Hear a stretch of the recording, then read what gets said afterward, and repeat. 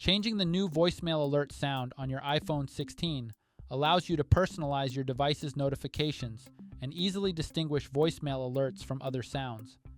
Here's how it's done. First, head over to the home screen by swiping up from the bottom of the screen. From the home screen, tap on Settings. Once you're in the Settings menu, scroll down and tap on Sounds and Haptics. Next, scroll down and tap on New Voicemail. You'll see a list of available alert sounds. Scroll through the list and tap on a sound to preview it. You can choose any sound from the list that you prefer by simply tapping on it. Once you've selected your desired sound, it will be automatically set as your new voicemail alert. By then, you can tap the back button to return to settings or swipe up to go back to the home screen.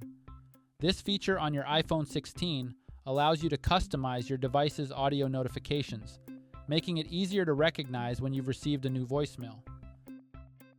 By choosing a distinct sound, you can quickly identify voicemail alerts without needing to check your phone visually. Remember, you can always return to this menu to change the sound again if you want to try something different in the future. And that's it. Please subscribe to this channel if you found this video helpful. Thanks for watching.